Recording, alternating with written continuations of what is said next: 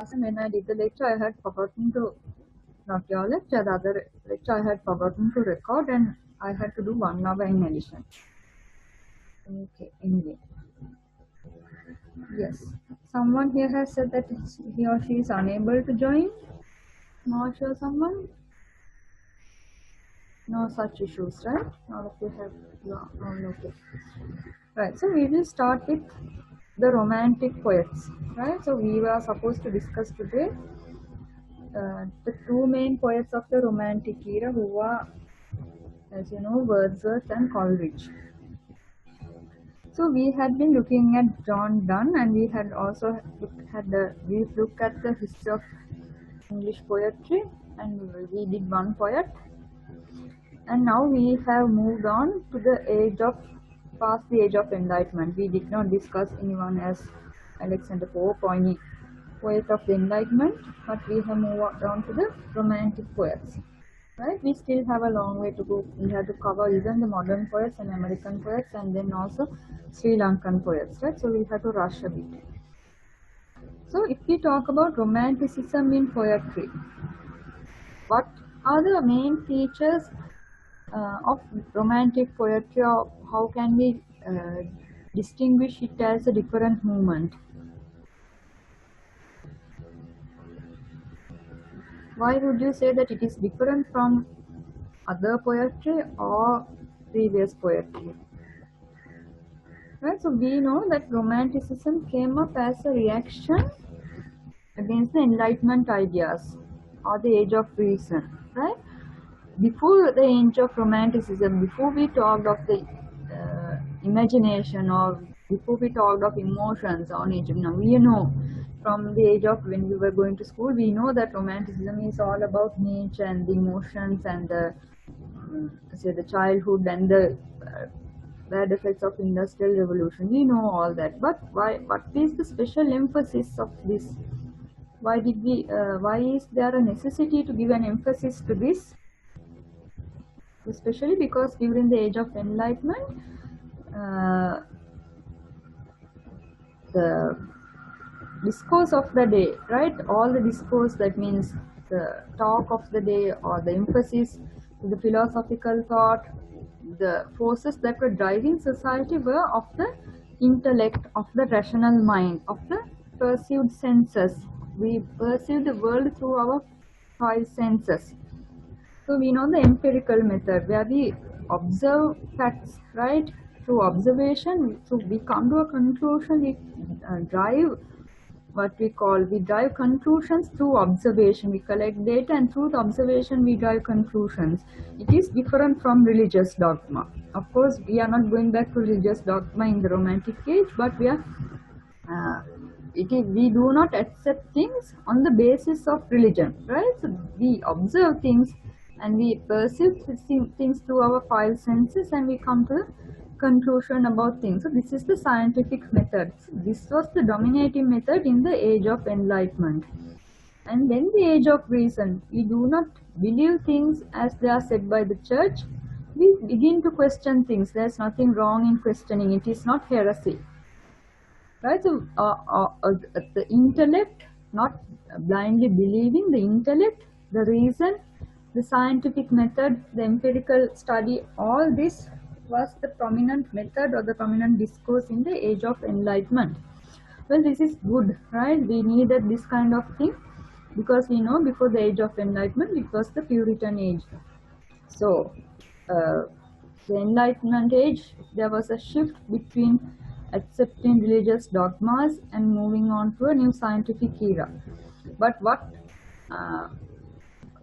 happened during this stage was that the beautiful thing which is called the imagination and what we call idling, especially if you look at the poetry of Wordsworth and Coleridge, we will see that they are idling, right? Idling was not considered a good thing. So the wandering of the imagination, the feeling and the beauty of the nature, of course all these were underpinned during the age of enlightenment. So that is why particularly this movement came strongly, and why that movement was very refreshing and gave it a new chapter in the history of English poetry. Right. And also we must not forget that it is also the age of freedom, right? This was time of the French Revolution. If you look at Wordsworth, he was born in the same year that the world saw great musicians like Beethoven, right? Uh, Other philosophers of his age. So he was also born in that age where everything was changing. There was a change from aristocratic or tyrannical rule. That rule was ending, and we were moving on to a new age of freedom, of liberty, equality, and fraternity. So there was all the sweep. There was a sweep of freedom of thought, freedom of imagination, freedom to express feelings. That sense of personal freedom was also there during this age, right? The imagination to wander. It is in this background that the poetry of this age came into being, especially Wordsworth and Coleridge wrote in a time such as this, and it is in this light that we have to read and understand their poetry.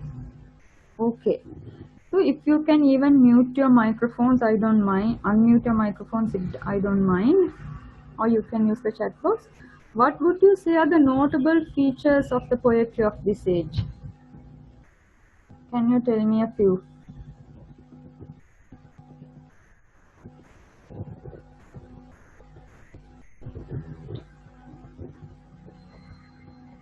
Is Asfal not here? If Asfal were here, he would have answered.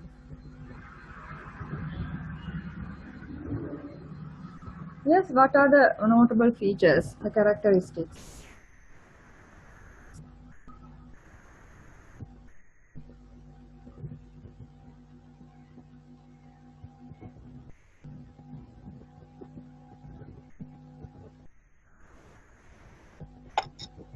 Good morning, madam. The sound is stucking now. I can't hear you very well sometime.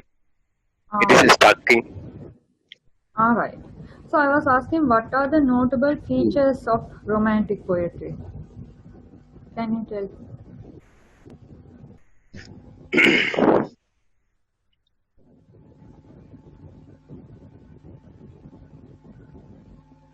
Anyone else?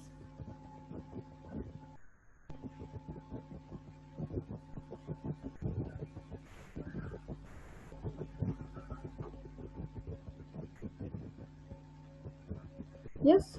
Okay. So we'll discuss about what is predominant. So we know it is the power of the imagination and the emotions and nature, and also maybe childhood, right? So if we go into detail to each of these themes, rather than saying it is of emotions and feelings and imagination, we would say it's the era of personal or individual thought and feeling, right? Of course, emotions were important for all poets.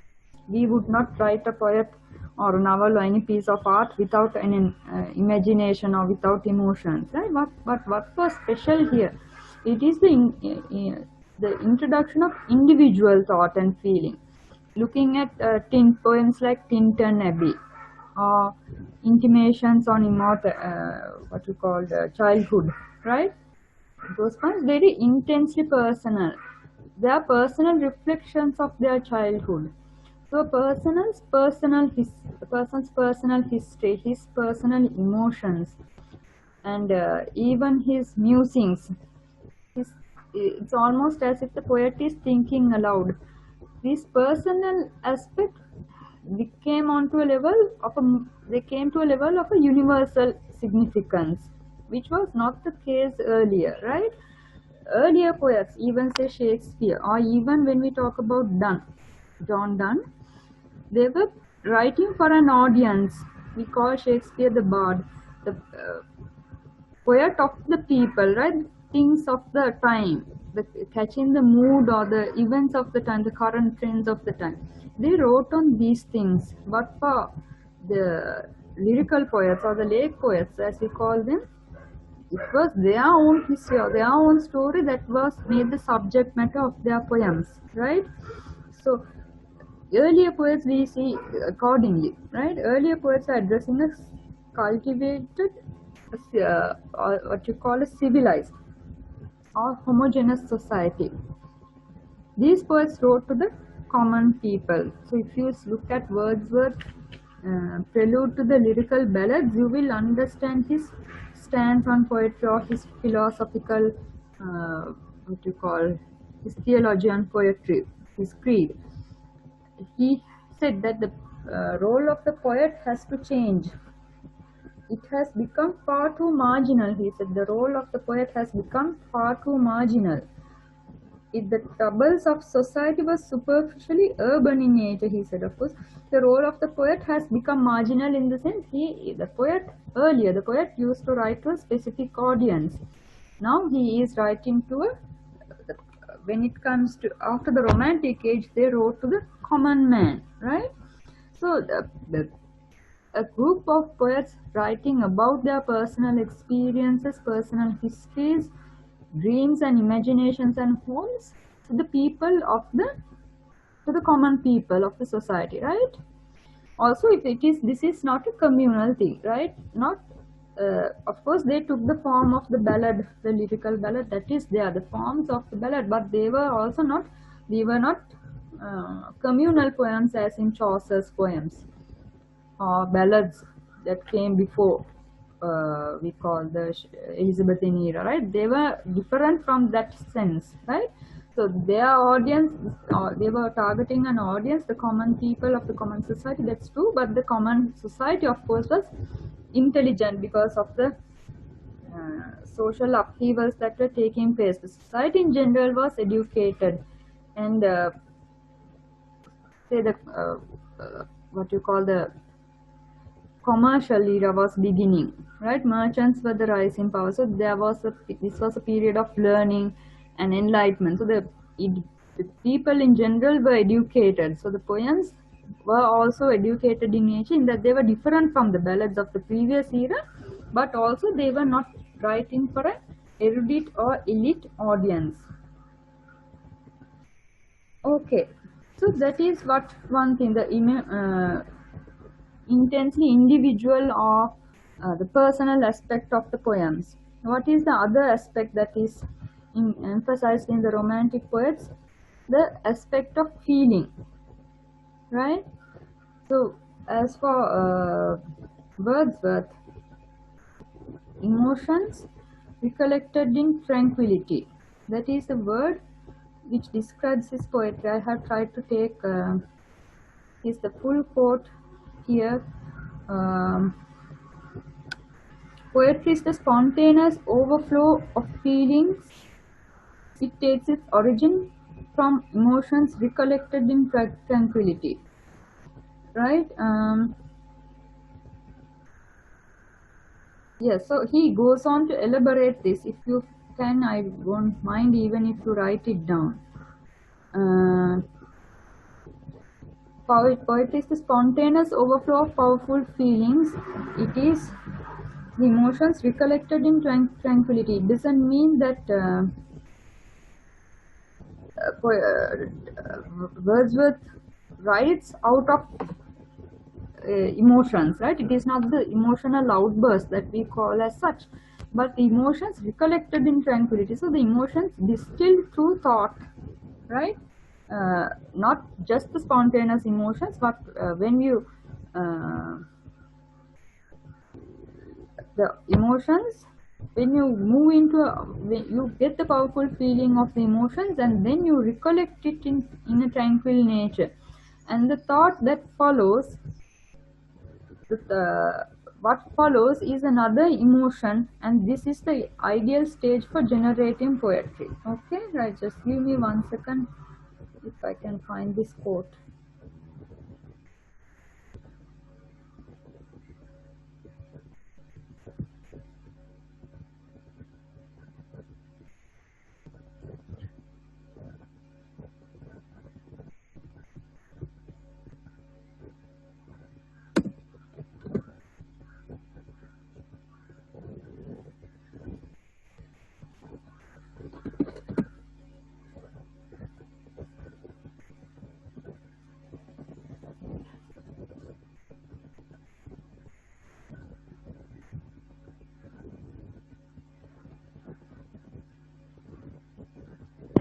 Madam, I have sent it on WhatsApp.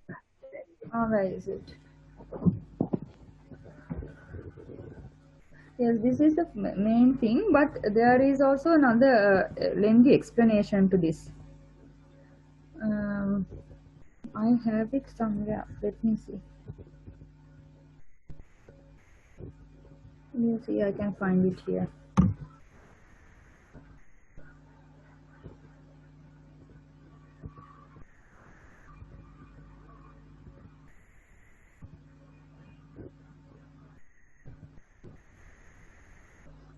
And is it Yeah. the very Yes. good point? The Yeah. spontaneous. Yeah. So here it is, right? I have said that romantic poetry is the spontaneous overflow of powerful feelings. It takes its origin from emotion recollected in tranquility. The emotion is contemplated, right? So it is contemplated till by a species of reaction. The tranquility gradually disappears, and an emotion uh, emerges. And an emotion kindred to that which was before the subject of contemplation is gradually produced and actually exists in the mind. In this mood, successfully composition generally begins, and in a mood similar to this it is carried out, right? So if you type romanticism introduction on Google, you might get this Word document where you have excerpts from the prelude, right? So it is not the is the he of course says it is the spontaneous overflow of powerful feelings. So it takes its origin from emotion recollected in tranquility. So the emotion, he says, the emotion is contemplated till the tranquility gradually disappears, and an emotion to that which it was similar to that which was the subject of contemplation is produced. So once you become, this is like you can find this complete process when you read the poem Daffodils, right? So the as soon as you see the daffodils, you see the poet leaps up, right?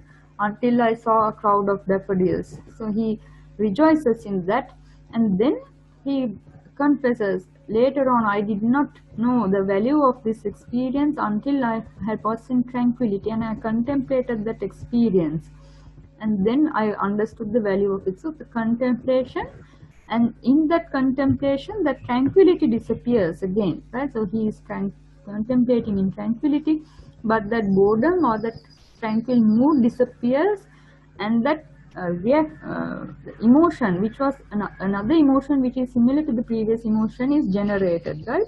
So this is the complex process through which poetry is composed for the romantic poets, right?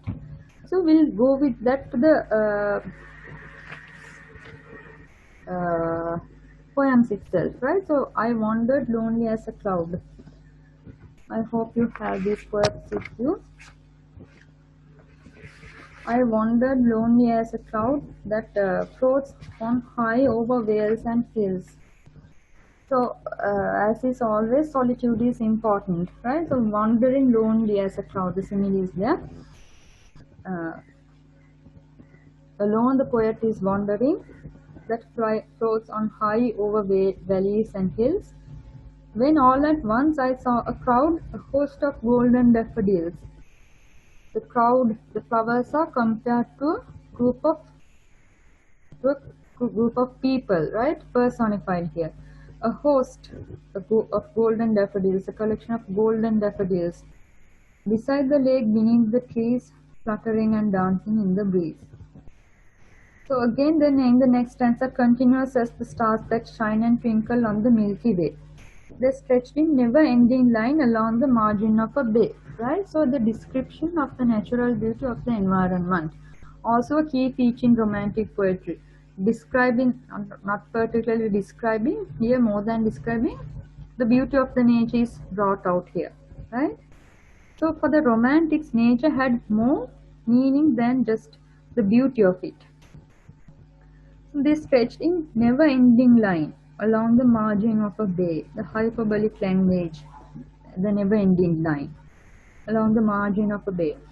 10,000 saw I at a glance. Again, exaggeration is used. Tossing their heads in sprightly dance, right?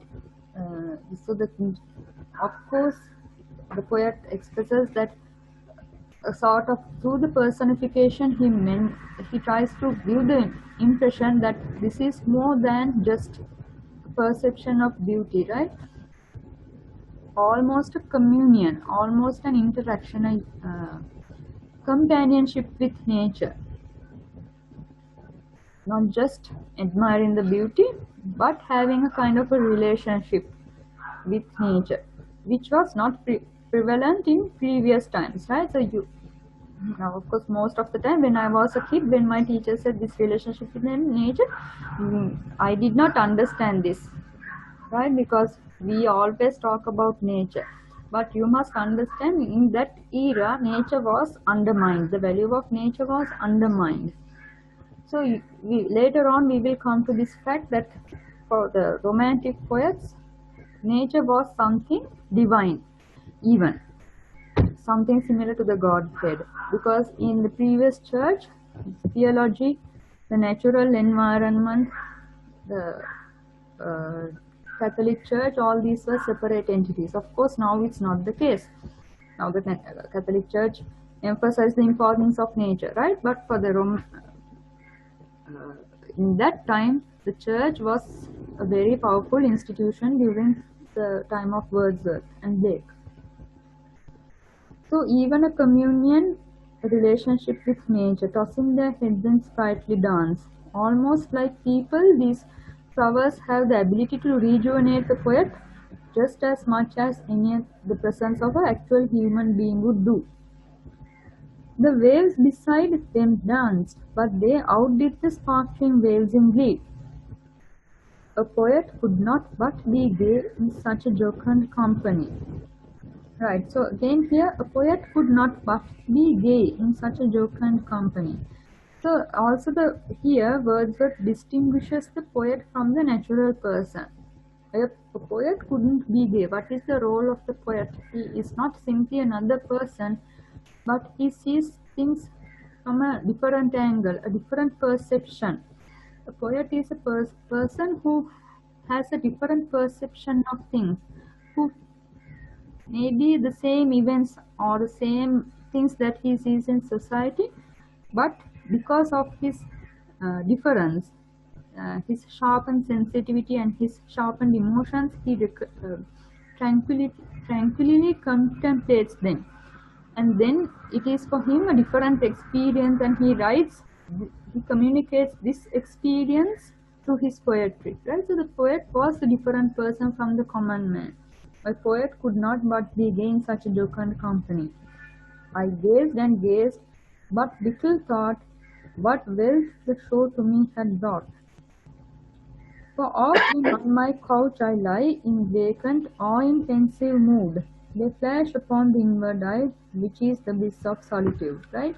So the whole summary of the poem, or even the whole summary of Wordsworth's creed of the thing called emotions recollected in tranquility, is summed up here.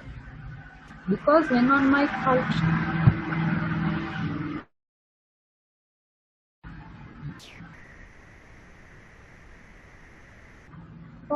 when on my couch I lie in vacant or in pensive mood. So the initial enthusiastic response to the daffodils, as it is there in his mind, and it is recollected in the tranquility. In vacant or in pensive mood, they flash upon the inward eye, which is the bliss of solitude. So what is important here? We all know that solitude is blissful, but here the poet is not talking about the bliss of solitude. He is talking more about the inward eye of the poet. They flash upon the inward eye, which is the bliss of solitude. So the bliss of solitude is also the poetic eye. The vision of the poet is what is important here, which is the bliss of solitude. The bliss of solitude, the eye of the poet. So the experience of the daffodil, or the memory of those crowd of daffodils, flashes upon the poet's mind, and then my heart with pleasure fills and dances with the daffodils. So the second emotion, it is again rejuvenated, the poet's mind is again rejuvenated through that second experience. Right? So the poem also is a celebration of nature. At the same time, while emphasizing Wordsworth's belief about how poetry should be created, it is also at the same time the power of nature to rejuvenate people, even long after their absence. The nature, the daffodils are not there now, but the memory of them has sustained him. So it has the ability to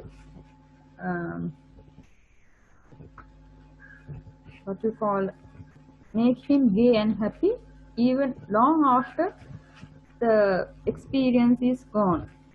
When the experience or the physical contact with nature is no more, it still has the power to control the feelings or the emotions or the what you call the mood of the poet. Right? So it is also a celebration of the power of nature. Excuse me, madam. Some are waiting for your. All right. Okay. Thank you. Next day I will change the settings to so that anyone can join without my permission.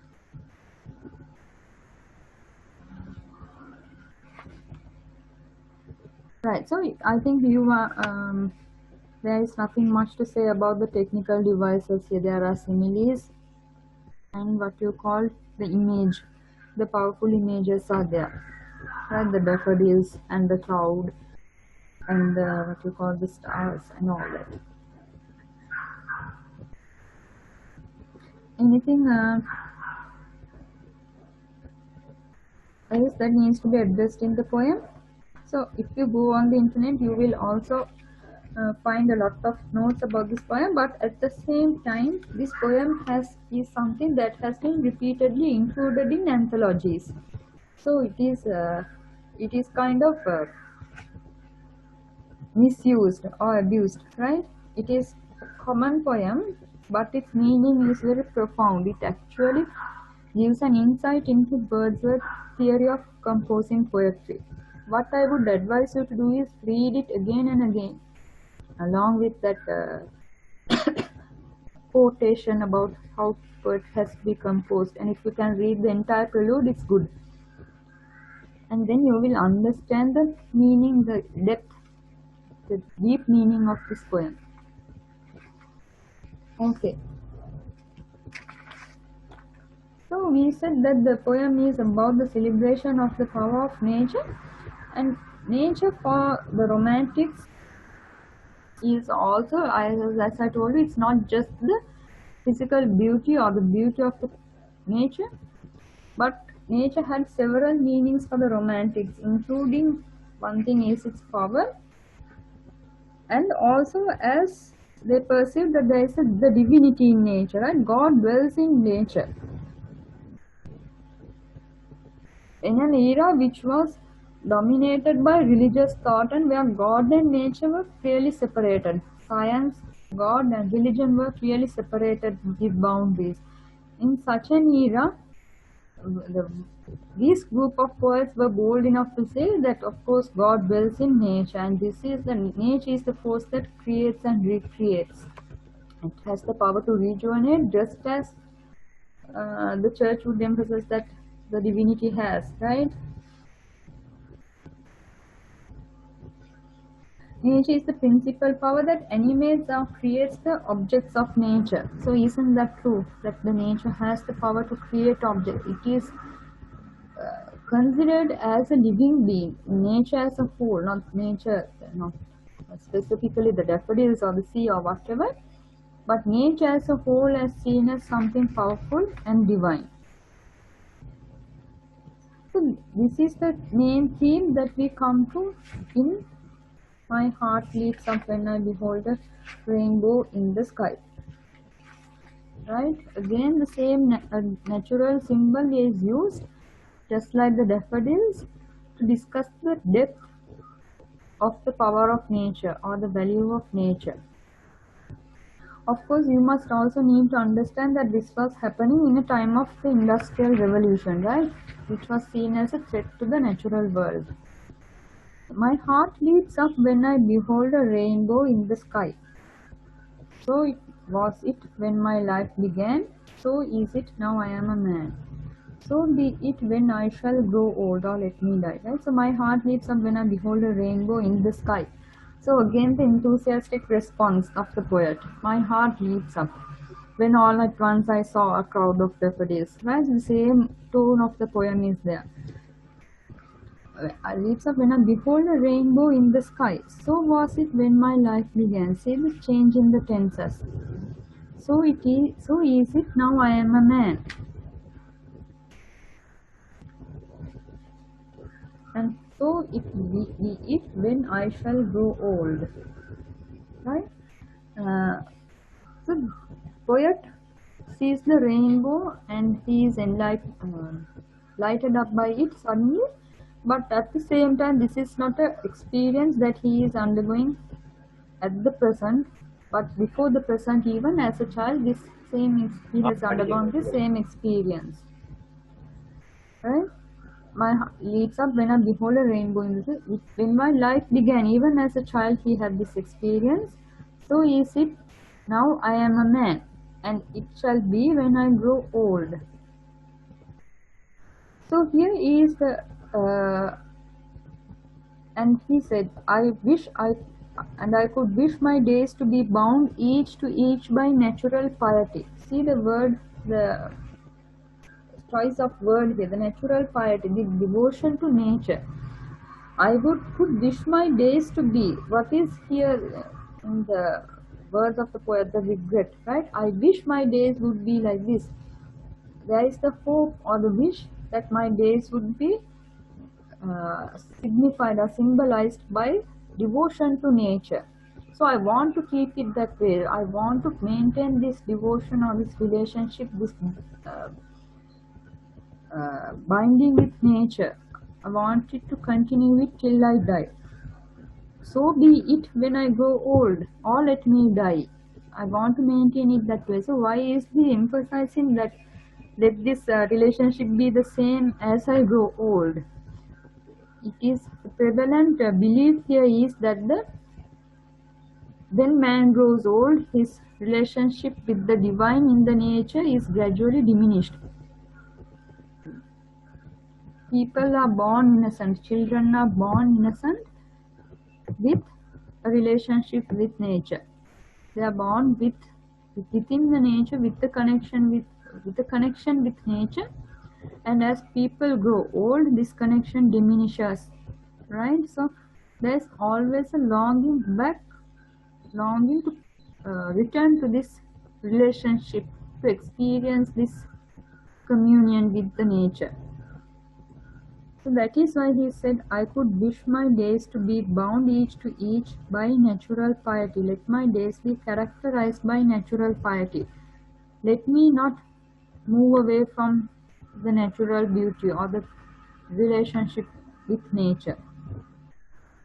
Piety is specifically a religious word which is used in the context of religion of God, is used here with nature to show in a way to equal nature with God, and also to express the devotion that the poet has to nature, right?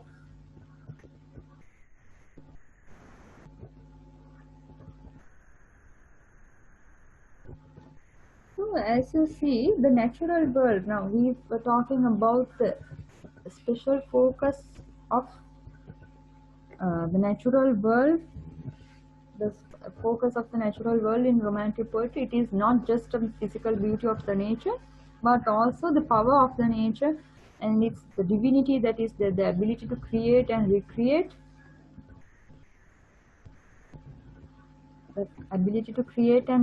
and also its power, and it's akin to the divinity, all that.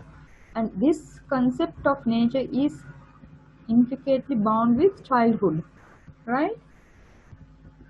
So he believes that the child was formed in the natural universe. Let's look at a quote which is also by Wordsworth. So see here, he says, our birth is but a sleep and forgetting. The soul that rises with us, our life star, right? Our soul hath elsewhere had its setting and come from afar. The soul that rises with us, that when we are born, our soul is rising with us, but it comes from afar and has its setting elsewhere, right? So we come from a distant place and we go back to a faraway place. But it comes not in entire forgetfulness and not in utter nakedness. It doesn't come as a blank slate. It comes with some memories of it. It comes with a certain set of clothing. So what is this clothing and what is this memory?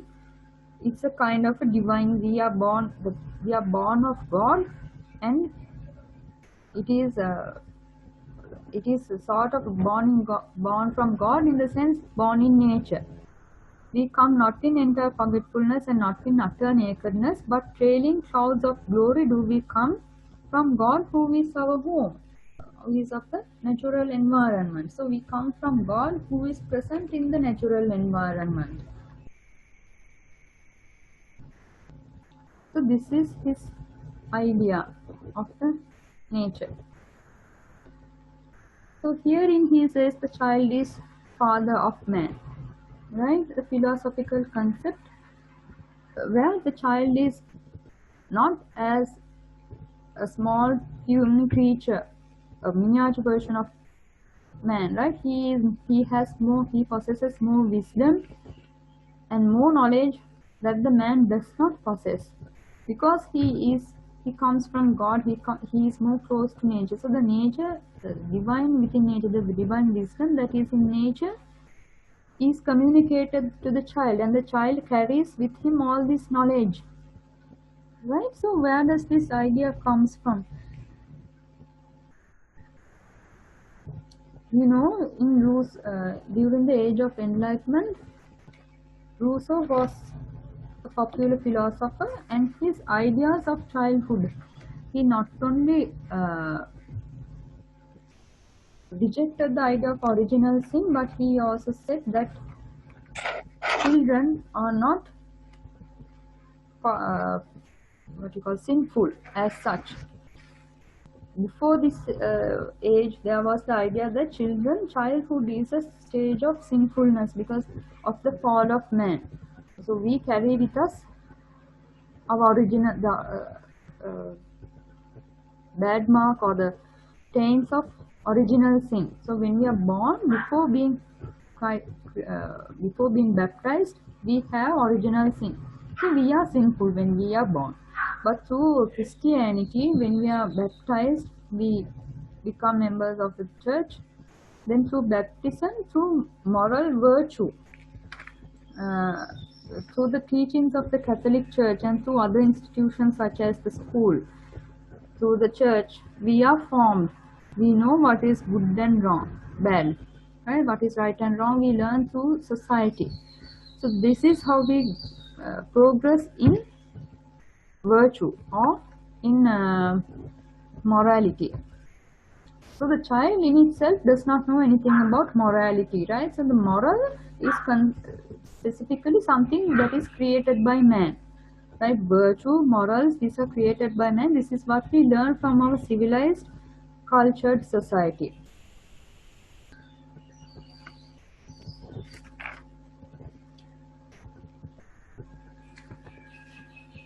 So this was the idea before Rousseau's time, right? So Rousseau rejected the idea that children are sinful as such, and during this time the Romantic celebrated childhood as a period of innocence, of freedom, creativity and spontaneity, right? They are not sinful as such, but they possess within themselves the innocence. What is this innocence? Not the innocence that we are talking about, but not corrupted by the experience of the world. It is the experience of the world which corrupts the child, right? The bad they did not specifically say the experiences of education, but social, through the experience of the world, through social institutions, we corrupt the individual. The individual, the free human being, the natural savage, is more noble than the man created through culture or civilized society. So they gave a special emphasis to the child and to childhood in general. So there is always the longing to go back to childhood, and I wish my days would be my days to be bound each to each by natural piety. I wish I would go back to my childhood. Right? So that is that longing to go back to your childhood, the longing to be back with longing to be have that perpetual childhood, right? So that is characteristic of romantic poetry.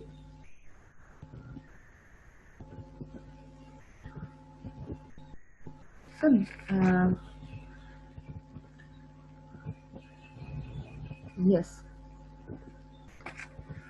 so you see that natural environment is closely bound with the notions of childhood. So this is also again the theme in exemplified in Coleridge's poem, Frost at Midnight. Most of these poems come out well in Wordsworth's other poems such as Tintern Abbey and Intimations of Childhood. Those poems, the idea of childhood and the idea of innocence in childhood, they are specially emphasized.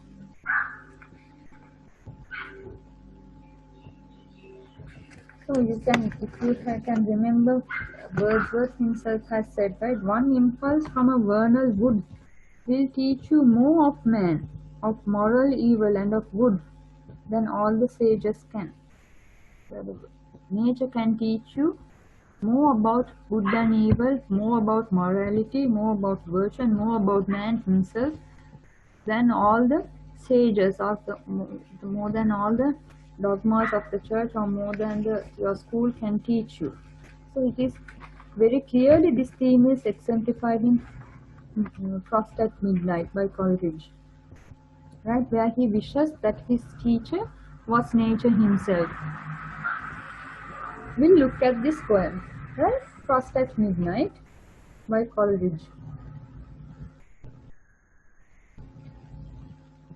Did you read this poem before you came?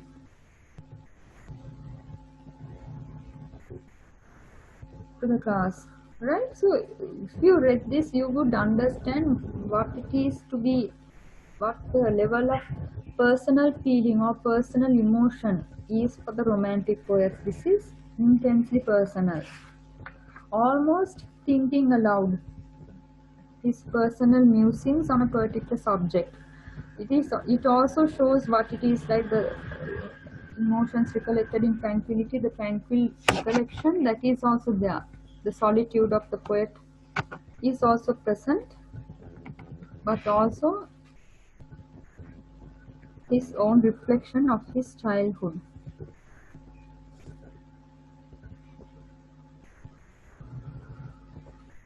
The frost performs its secret ministry unhelped by any wind.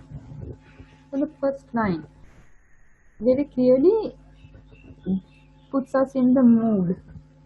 The frost, a secret ministry.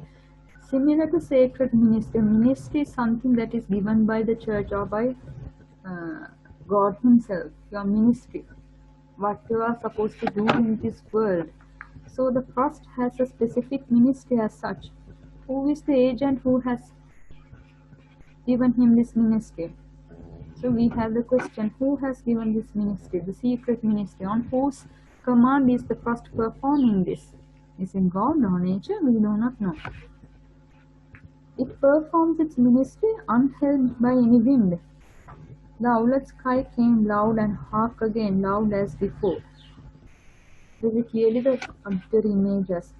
The inmates of my cottage, all at rest, have left to me that solitude which suits abstruse musings, save that at my side my cradled infant slumbers peacefully. 'Tis calm indeed, so calm that it disturbs and vexes meditation with its strange and extreme silentness. So in the first stanza, the poet sets the mood for the poem. It is so calm that it's so calm that the calmness disturbs the meditative mind. The calmness or the solitude gives vent to the mind so that it is disturbed and it produces thoughts. See, hill and wood, this populous village. So see the three images that are brought: the sea, the hill and the wood, and the village. Sea and hill and wood, with all the numberless goings on in life, goings on of life, inaudible as dreams. Beautiful lyrical lines, and with so much of assonance and music in them. A lot of vowel sounds involved there, consonant sounds. Inaudible as dreams, the thin blue flame lies on my low burnt fire and quivers not. Only that film which fluttered on the grate. Right, the F sounds and the L sounds, they all create the musicality of the poem, also which is celebrated in romantic poets.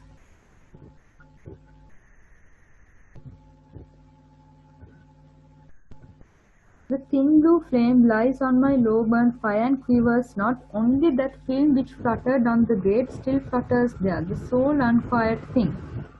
Me think. There is time for me think, right? Me think time, the time for personal reflection. Its motion is the hush of nature, gives it dim sympathies with me who live, right? So what is the poet talking now? He is musing with close to the fire, right? There's the fire in the grate, and there is the flame is not moving, but the thin blue flame lies on my low burnt fire and quivers not. It is not shaking, it is not moving. Only the film which is around the flame which flutters. And it is the unquiet things. The poet compares this film which is fluttering to his own mind which is moving, also fluttering, right? It is disturbed by thought.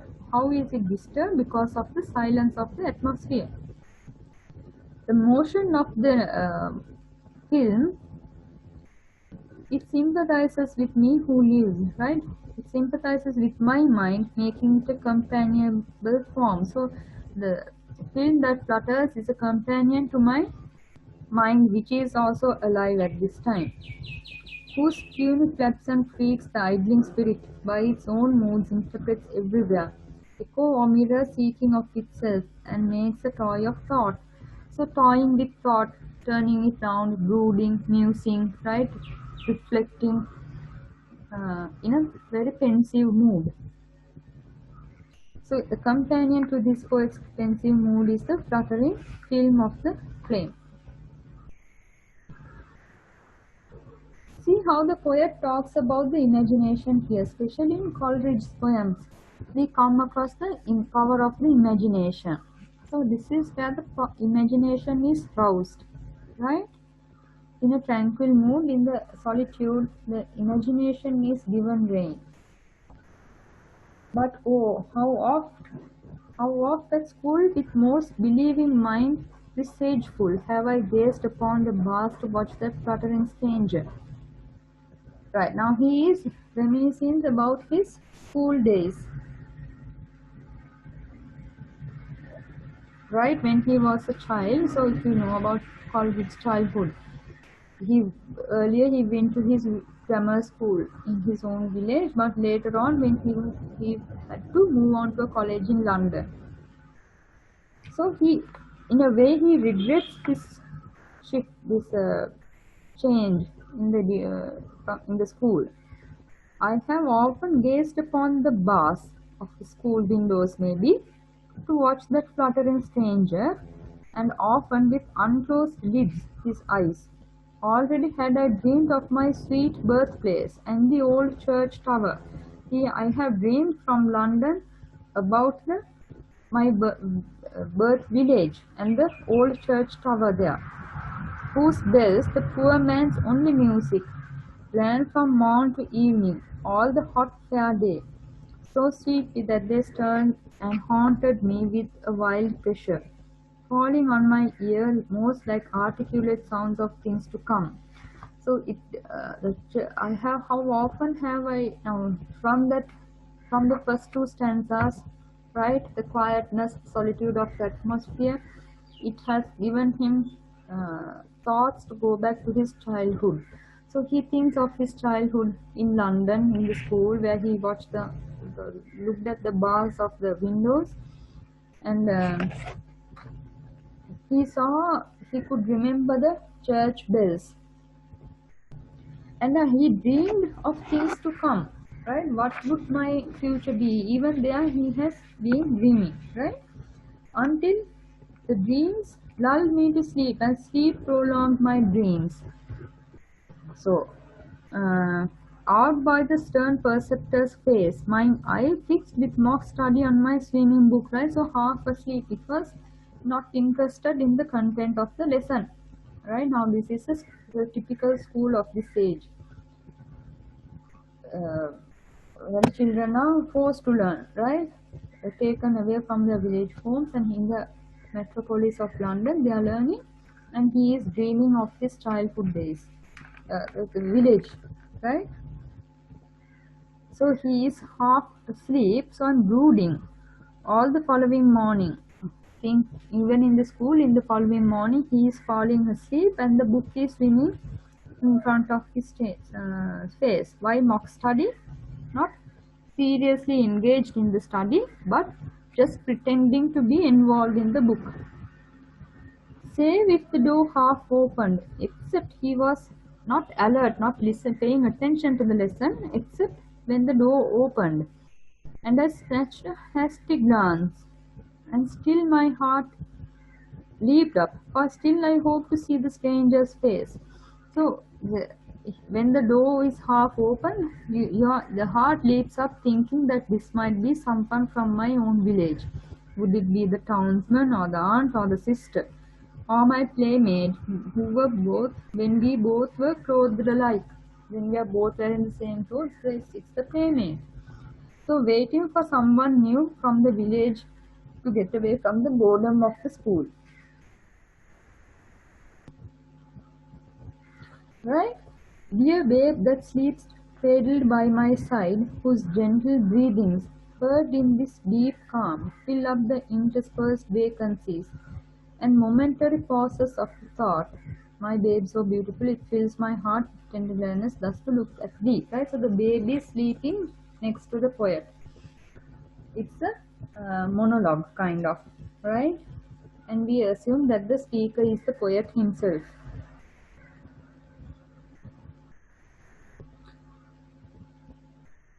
So addressing the child, now he moves on to say, I hear your gentle breathings in the deep calm, interspersed vacancies and momentary pauses, in the momentary pauses of thought.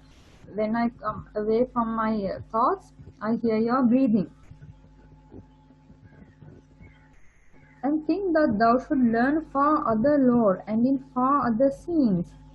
For I was reared in that great city, tent, which was located amid cloisters dim, right? So the cloisters, again a religious symbol. I was brought up in the city of London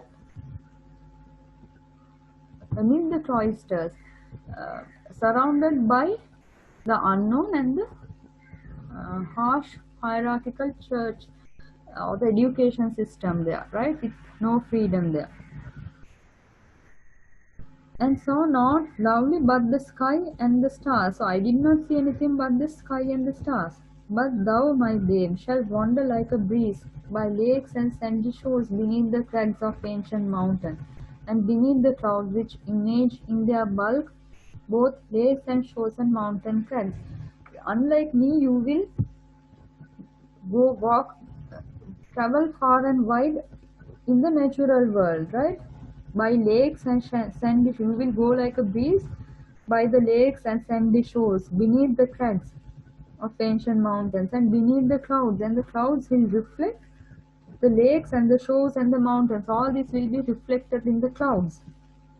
So you will enjoy a much more richer natural environment. So shalt thou see and hear the lovely shapes and sounds intelligible of that eternal language which thy God utters, who from eternity doth teach himself in all. Right? So you will be taught by the God who dwells in nature. See the beauty of the language he uses. You will see and hear the shapes and sounds of the intelligible eternal language. The nature has an eternal language of God, right? And God himself will teach you through nature. The spirit of nature, which is also the spirit of God, will teach you of good and evil, of bad and how to go. All this you will learn from nature itself. And all things, who from eternity doth teach himself in all, and all things in himself. Right? So he teaches himself through all these things, through the natural world, not through only the books, not through human beings, but by ancient things, but through the mountains which have been there for a long time, which have an eternal wisdom, which we do not understand the language. Because we do not understand because it speaks a different language. Great universal teacher, he shall mold thy spirit, and by giving make it ask. Your spirit will be molded by nature, and by giving you such teachings, it will make you ask for more. You will ask for more because from nature, because nature has given you. So when nature gives you more, you will be bound to ask, you will be inspired to ask more from nature. Right? So the nature as the divine teacher, possessing a spirit of its own, a universal divine spirit, and it has the power to transform, transcend, rejuvenate the poet, change his mood, give power to his imagination, and at the same time now to teach.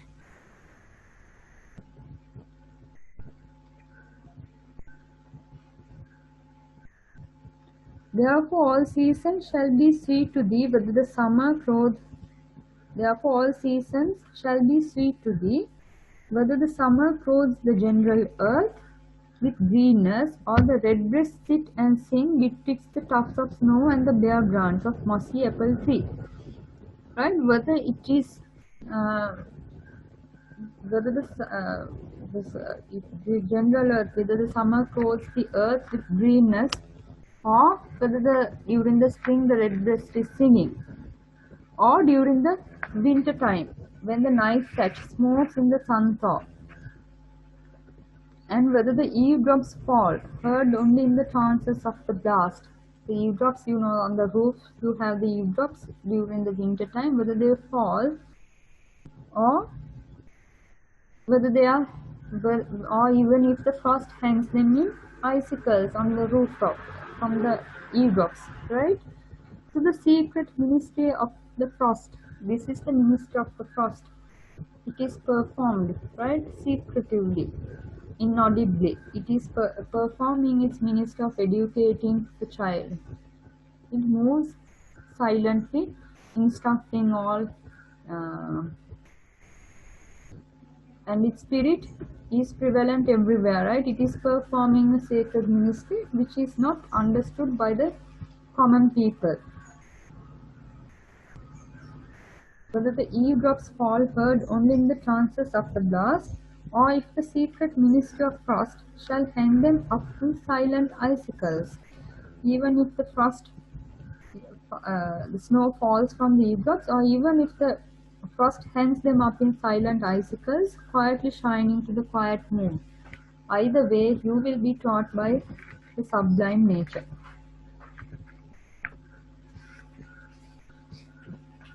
So never has the intense personal mood of the poet been celebrated so much in literature. This is very intensely poetic, right? The dreams of the poet, the history, it has come to the forefront of poetry, of literature.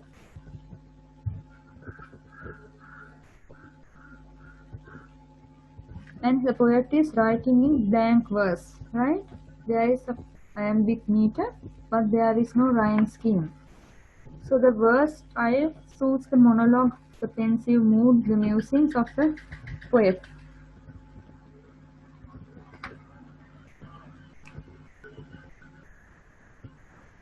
When Coleridge is writing his own thoughts here, he is also looking at his own self. When he talks of the personal emotion, the personal aspect, what is important here is the poet's own sharpened sensitivity, right? The poet's self is seen as an inexhaustible source of material. The poet finds the material for poetry in himself, in his own imagination. Within himself he finds the source. Whereas for previous poets, they wrote on various subjects, right? The subjects of the poems were drawn from here and there, whether it is courtly love or the beauty of the beloved, or even for when we compare with John Donne, when he is even writing about his personal experience. See how he draws from the outside world, right? It is not John Donne. Poets like John Donne, when William Shakespeare, they are always out there. But whereas when we look at poets like Coleridge and Wordsworth, they are in here. So we feel these poets, we cannot appreciate these poets if we look at them in the same way we study other poets. We need to be with them. Right? They are more of a dear friend than a poet. Right? They are close to heart, very intimate kind of thing. Even John Donne talked about voyages, the world outside there. I do not go in search of better worlds. Right? The subject was very external. Here the subject matter is very internal. It is personalized. It is personal as well as personalized. It is a personal thing for the poet, which becomes the subject matter of the poem. Also at this time, we see the natural world pitted against the urban world. Why was that? When we studied there, we would understand Romanticism coincided with the Industrial Revolution, especially in England and in North America. The Industrial Revolution was taking place, and the ugly reality of the city, of the urban life, and the assaults on nature. The poets were beginning to feel that impact, right? So these poets especially wanted to be in Lake District. Most of their poetry were composed or either composed there or were reminiscences of the experiences in Lake District, right? A very nostalgic longing for this place was experienced, and it comes out very strongly in their poets. The wanting to go back to the countryside, and the wanting to go back to childhood, to be with the nature.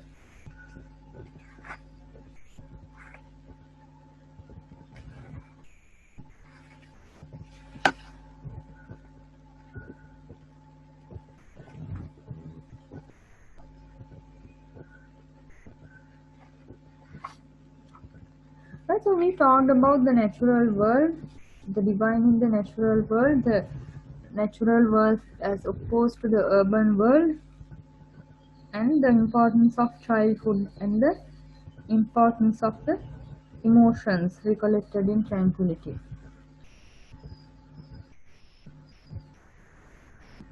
You also, when you are talking about romanticism in poetry, in addition to nature and emotions, nature, emotions, and the childhood, we need to talk about the power of the imagination here, right? So the power of, especially for Coleridge, imagination was important. It is through the imagination that Imagination has the ability to create, just as God has the ability to create, right? It is through imagination that people create. So imagination was not always associated with the beautiful things. If you study a poem like The Ancient Mariner, can even mean grotesque things. The albatross seen as a powerful image, the power of nature, or a divine thing which has enormous power, right? A dreamlike quality is prevalent in those poems. So the imaginative quality of the poem is very high.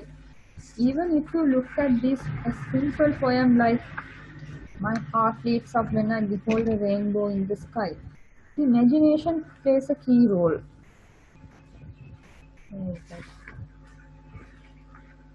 My heart leaps up when I behold a rainbow in the sky, and the rest of it is the imagination. When my life began, now I am a man, and when I shall grow old, or let me die. The imagination takes over from the second line onwards. Of course, you might say that even in the previous age of poetry, the imagination had a role, right? People imagined. But for these poets, imagination was like the key figure, the central figure. Imagination alone was the fuel for poetry.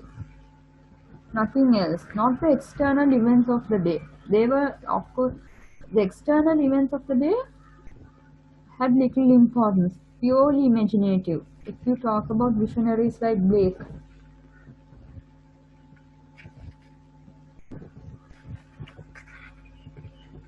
right? They imagined, and most of even the evils of the society were seen through an imaginative eye.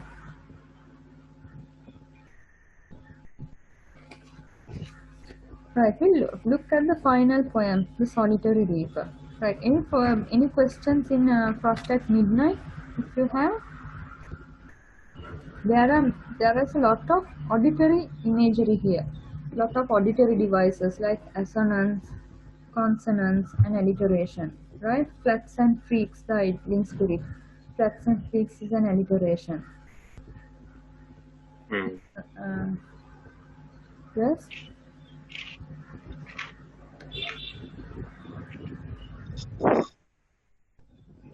The forest performs its secret ministry. That mean that personification, no? Isn't it? Yes, it is a personification. Correct.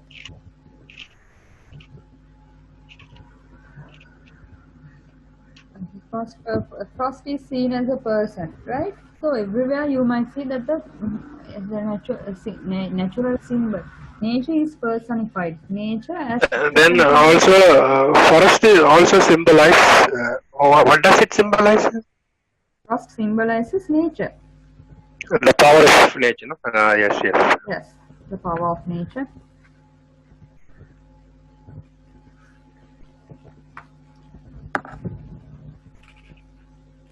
Right, then the auditory imagery here, owlet's cry came loud and hark again, loud as before. Right? And even the child, the breathing of the child, all this, lot of images are drawn there. And how the child is, the mock study, how as a child he pretended to be studying with his books. Right, the theme of the poem is summarized in the last lines of the, which verse? 1, 2, 3, 4, fourth verse, isn't it? So shall thou see and hear the lovely shades and sounds intelligible of the general language. Till the end of that stanza, the theme is there mainly, right? Okay, shall we move on to the next poem, The Solitary Reaper, right? So of course here is the another aspect of the especially of Wordsworth's poetry, Again, a personal theme, personal experience elevated to the level of poetry. Writing to the common man, taking things from daily life, the solitary reaper, the highland lass who is reaping in the field, elevated to the level of a poem. And the personal experience that the poet underwent is communicated. Behold her single in the field, yon solitary highland lass, reaping and singing by herself. Stop here or gently pass.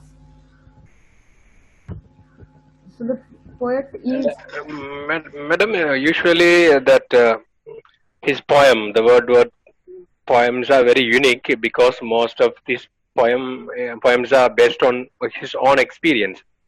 But Solitary Reaper is basically based on the experience of someone else, isn't it?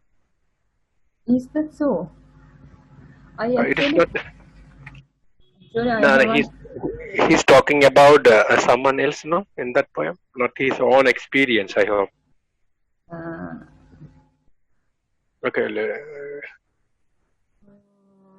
oh, sorry, I have not heard this. Someone has asked me to slow down the speed. I forgot that I am doing an online lecture. I'm sorry, I will speak more slowly hereafter. Is that you who asked? I don't know. No, no, no. Behold first, yes, it is his own experience that he is talking about, not of someone else's. He is talking about another one, about a girl, but the experience is his own. Okay. So the poet addresses the second person and talks to the audience or an imagined listener. Behold her, look at her who is single in the field. Young solitary Highlander. Singularity is also a key feature in Wordsworth poems. In the Lucy poems, we see singular as unique as a violet by a mossy rock, right? Very singular there, right? So here also single in the field, reaping and singing by herself alone. Stop here or gently pass. Either stop and listen or do not disturb the singing. Be gentle. Do not disturb the singing. Right? Alone she cuts and binds the grain and sings a melancholy strain. Listen, for the valley, profound valley is overflowing with the sound. Right? Maybe a bit of an exaggeration, or maybe actually she is singing so that the whole valley is resonating with the sound of her singing. No nightingale did ever chant more welcome notes to weary bands of travellers in some shady haunt among Arabian sands. Right, so the nightingale's song. Later on, poets like Keats drew from these poems.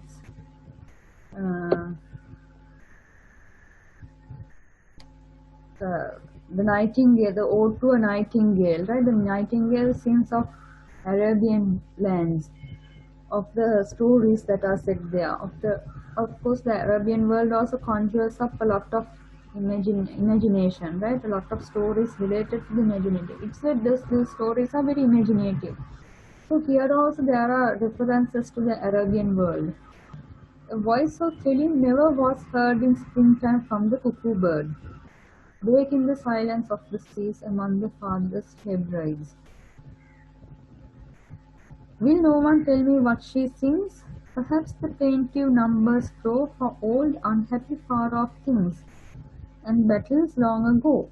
So the poet is incapable of understanding the language. Maybe he can't really hear, or maybe she's singing in a different language. So he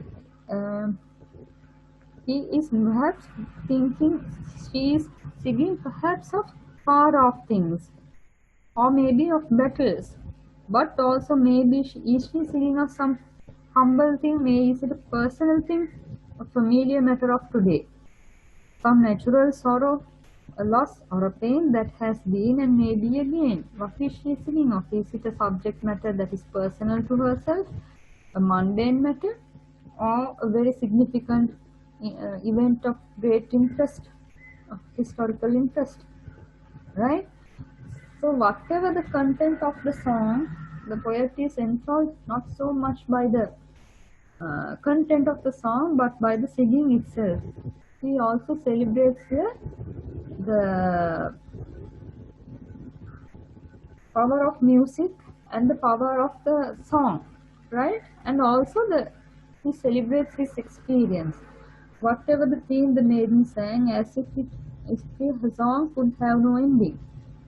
I saw her singing at her work and over the sickle bending. I listened motionless and still, and as I mounted up the hill, the music in my heart I bore long after it was heard no more. Right, so something again akin to the emotions recollected in tranquility, the whole experience. What is it that makes up the experience?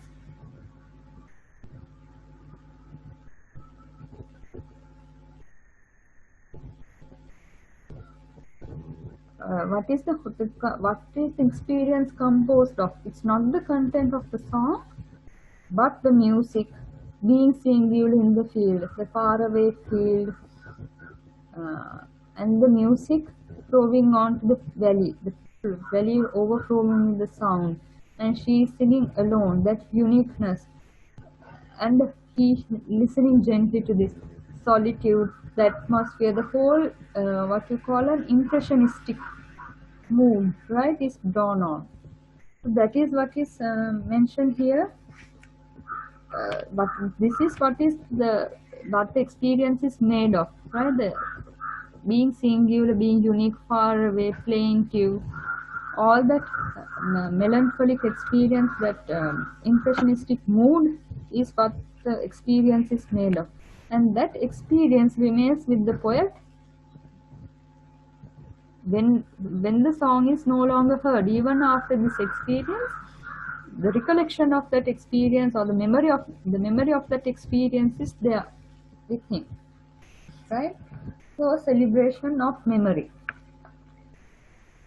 and of the personal experience elevated to the level of a poetry.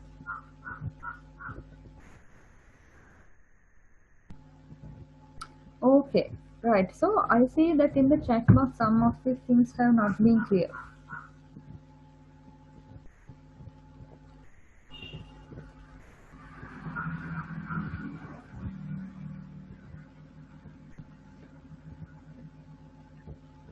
Yes, all of you in the class. So nextly I will adjust the settings so as to allow everyone in the class.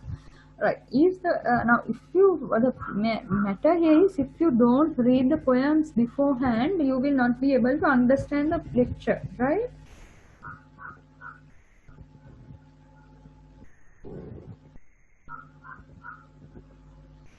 Is it clear? Can I have the microphones unmuted so that we can see whether the themes and the main points have been understood?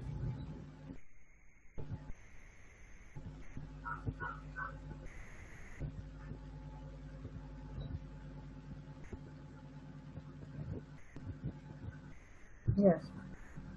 Anything about the themes that you do not understand? So what are the themes that we discussed? Yes, Dishani. Who wants to ask a question?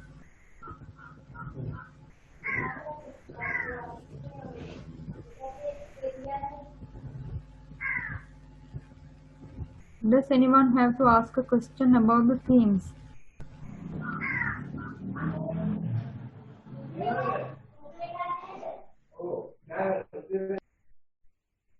No. All the themes are very clear. Okay. Okay.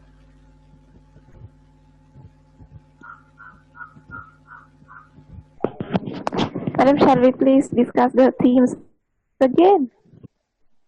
Okay. Who is that? In brief, I'm Charlotte. Charlotte. Yes. Okay. We will do that. I also think some of you might not have understood it. Right. So the themes in general are In romantic Nature, no? poetry, yes, first one that we discussed is the nature. Yes, so we'll discuss nature since it's the easiest. The natural world as say nature, right? So what about nature? Nature, it is some, when we say nature, for the romantics, nature is something more than a natural beauty, right? Something more than natural beauty. It is for them an The experience. speaker is yeah. This, sorry, I didn't get you. the, the the the speaker is fascinated by the immense beauty of the nature, no? The Yes, song, bird song, and the oriental image of yes, very correct. correct in this. Obviously, right. So the Oriental images. What is the Oriental images? The Eastern world, right? Not the Western world. So Yeah. what is the main thing about nature that we have to discuss? Nature for the romantics is something special. It is not just the natural beauty, but for them nature was an experience. Why is he talking about this? So you need to imagine the world before the romantic age was there.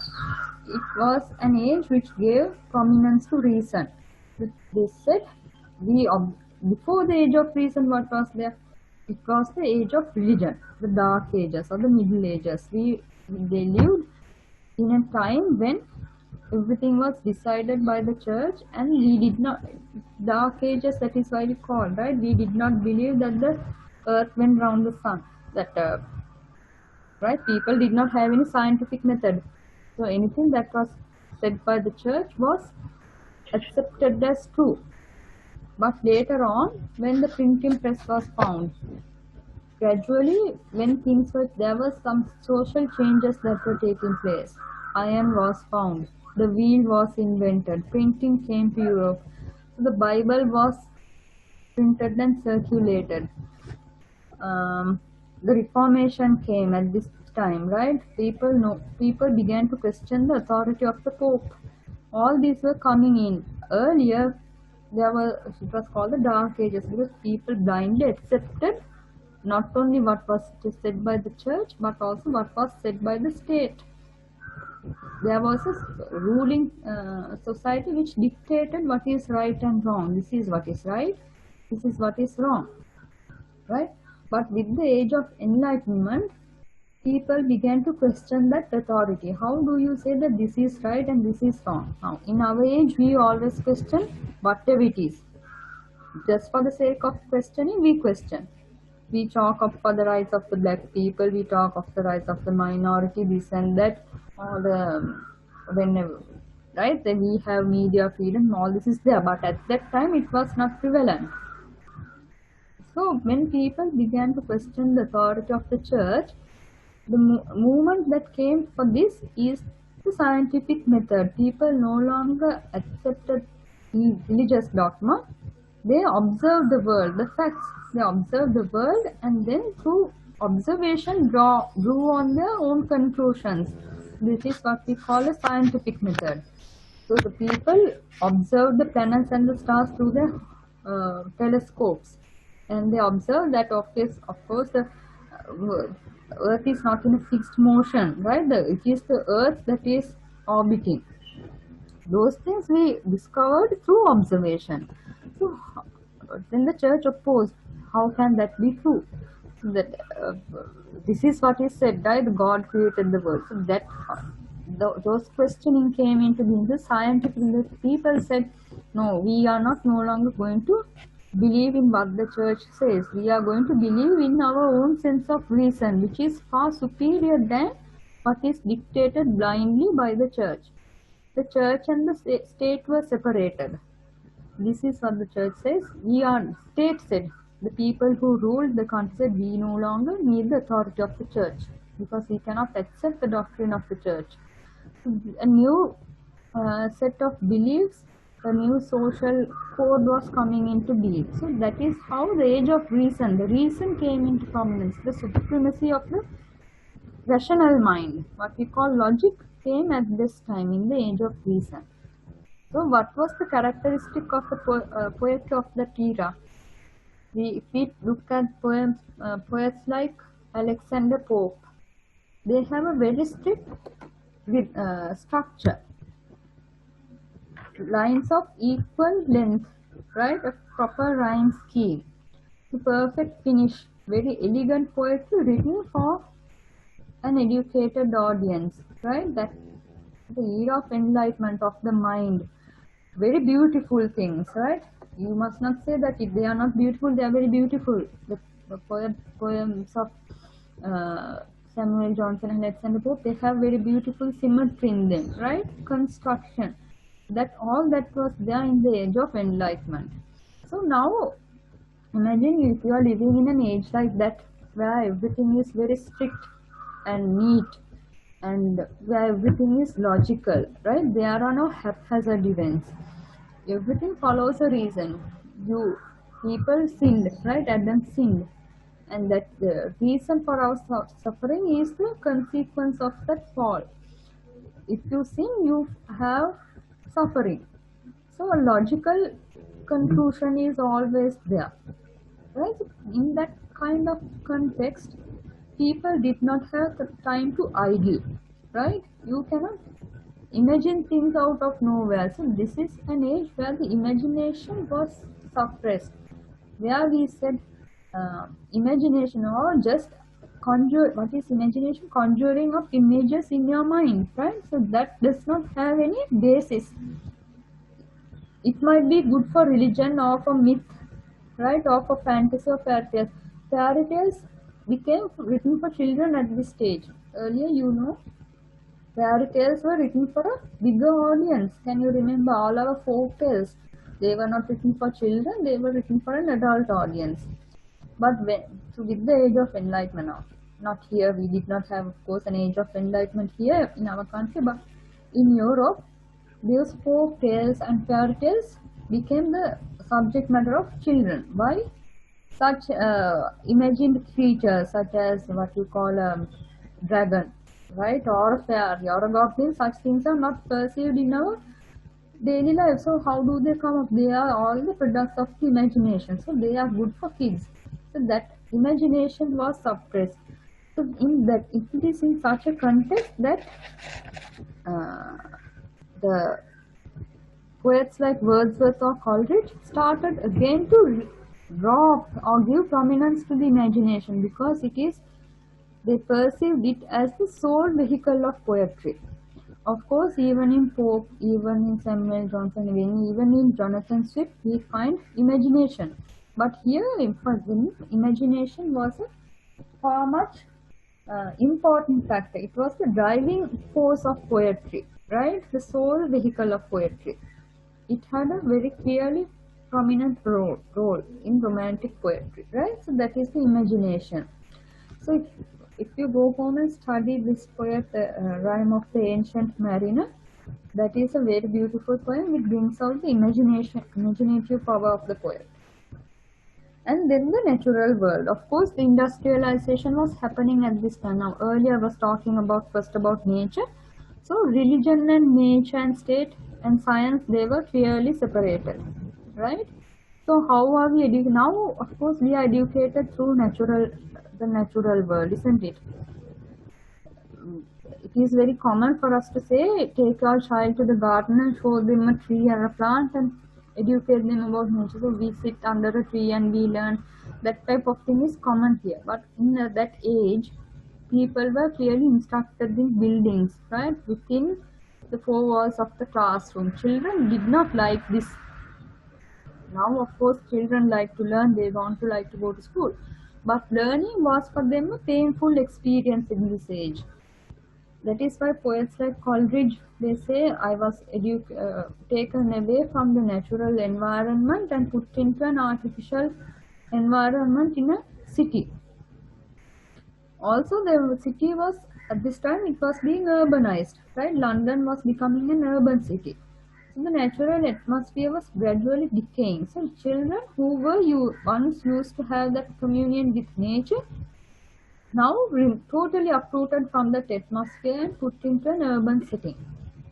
So they powerfully felt that longing to be back with nature. So that is why they say these poets underwent a very, what you call, a personal experience, a profound personal experience during this change. They said, we were instructed by nature when we were children. There was something divine in that natural environment, and we were forcefully removed from that environment to learn in an artificial setting.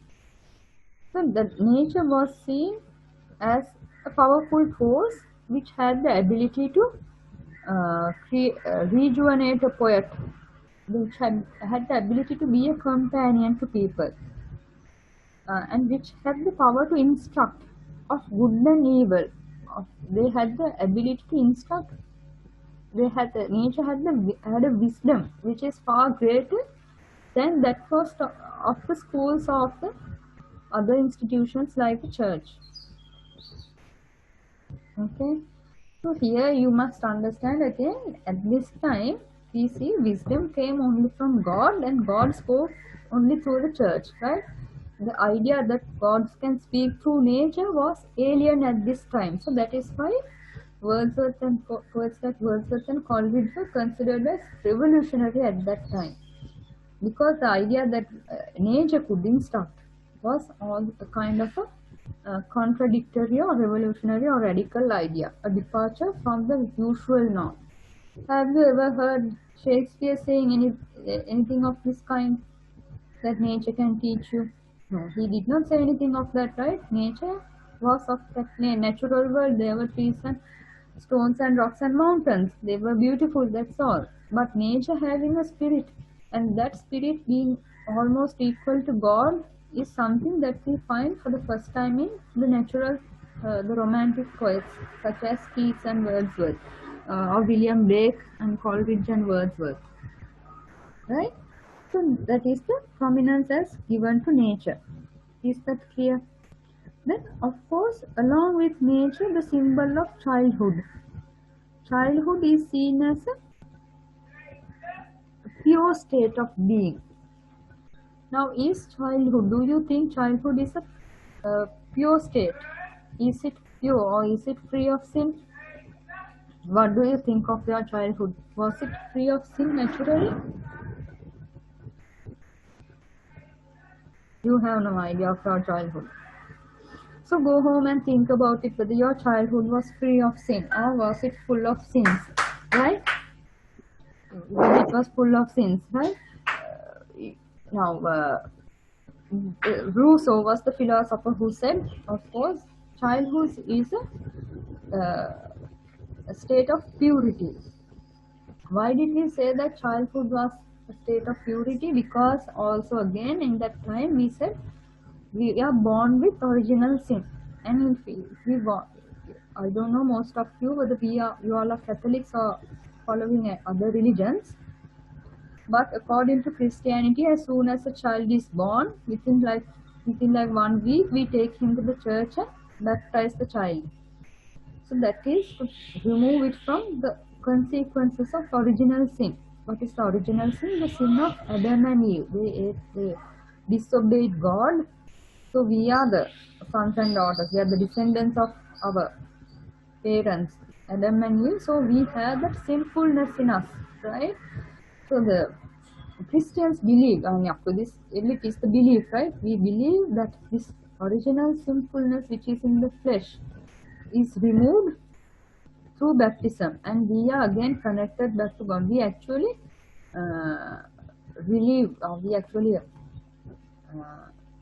take back that sonship or the daughtership, that the sons or daughters belonging to God. We take that divinity or that divine connection back through our baptism, right? So before baptism, children are sinful. Now, what was interesting is at this time is now our children are baptized within the first 2 weeks or so from birth. But at that time, I think even in St. Augustine's time, I don't know actually. If you have read St. Augustine's Confessions, he was baptized long after he was a child. So his baptism was prolonged. So people regarded, if you can read his confessions, it's interesting, right? It's not actually related to this, but before children were baptized, they were sinful beings, right? And even after baptism, the child had to be educated on what is right and wrong, especially about morality, right? So that isn't that the case till our parents say, you don't let the child grow up on its own. You teach him this is what is good, this is what is bad. We do it in our homes when we are parenting, and we do it in our schools through our institutions such as the school, the universities. There is a formation that is undergoing, right? So we teach our children morality, but before that, now of course, like there is a general understanding that children are good, but at this time especially we believe that children are especially sinful beings, right? So that is why people like to, so just give me a minute. That is why philosophers like Rousseau emphasized the purity of the child. Rousseau said he actually rejected the idea of original sin, right? He didn't believe in an original sin. He maintained that children are born innocent, and it is through the experience of the world, that is, it is human beings who corrupt the child. So there are various theories opposed to this. Uh, People said that the children are born innocent, and it is we teach them what is right and wrong, especially in Martin Luther's King. Martin Luther, I think. He said that children are taught racism, isn't it? Black children. We teach them to marginalize black people. How do children get this notion that black people are uncivilized? It is through our own wrong thinking. We had at a certain point in history, we had the wrong idea that people whose skin color is black are uncivilized. So that we pass down to our children. So children learn that wrong type of thinking from us. So it is we who corrupted the child, but the child himself was born innocently. Right? So this idea was emphasized through the philosopher Jacques Rousseau, and childhood was seen as a special time of innocence, freedom, spontaneity. Right? There are theories against this now. Of course, children are not as innocent as we think they are. Children, like when they grow, they have their own share of sins, right? They sometimes steal. They are sometimes very ambitious and selfish. Some children, if you are teachers, you might know even from a very young age, even before they know how to read or write, they do selfish kind of things. So they are not in a pure state of innocence. But of course, at least Wordsworth believed that children are innocent creatures, right? So childhood, can you remember that poem, right? We people are born from nature, the universal soul. We come from universal soul, and we go back to that universal soul everywhere, and which is found in nature. So the idea of childhood means the idea of innocence, spontaneity, freedom, right? That is tied to that concept of nature. Right. So is it clear up to this point? I think so. Clear? Madam, so Ma'am, excuse me, since Rosa is a so he would have taught it practically, and then this poet, according to the age, he would have written so. Mm-hmm. Yes, there was actually Rousseau wrote it, right? He practically, it's not only that he practically thought, he actually circulated his ideas in writing. Right? So that was the philosophical thought at that time. But later, children who were corrupted by these ill ideas. Yes, children's minds were later corrupted through the experience of the world. Now that is the theme specially taken from Blake's poetry.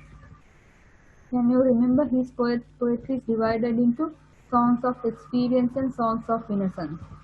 The child is something as innocent as a lamb, and the the experience of the world. So the experience of the world can also be something that we teach in the schools, but it also can be the experience of pain which comes through the world. No? When the child is born, it doesn't know any pain, it doesn't know hunger, it doesn't know how his emotions are hurt. So very mild, no? But when we say punish the child, so when we do not give him the emotion or the love or the attention that he requires, he learns something called pain. And then when we warn him, when we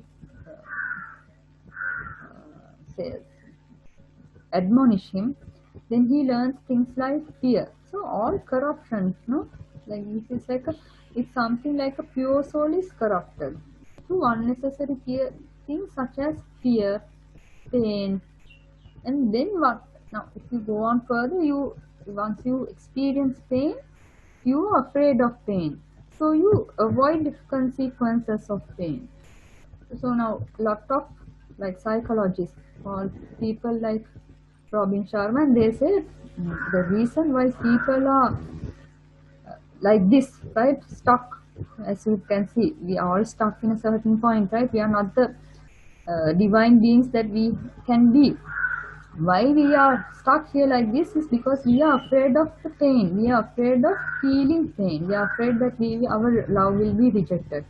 We are afraid that our request will not be granted. Now, for example, if I asked you, did you understand? So people are afraid to say I did not understand, because you fear that I will laugh at you. I will think that you are stupid. So you are afraid of that rejection, fear of the failing, fear of emotions. So that you learn fear. In a way, it is a corruption of the pure state. No, when you were born, you were not like that. So that is why in childhood school we see small children not It's because of that. It is because of that the children are normally associated with the society. So from the society, they are corrupted, by these bad ideas. that So is that is happening. That is happening in every era, in every country. it So is happening. likewise he thinks that the children are so much, innocence in the society. But later, the idea has a contradiction. Isn't it? Yes, later the idea was contradicted. What you mean is later people did not see childhood as innocent.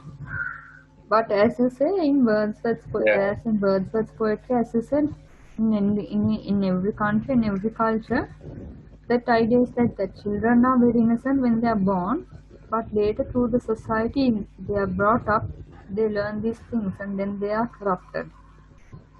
So that is the idea of childhood that is talked about in Wordsworth poems, right? Natural child and the natural world, they are intimately bound.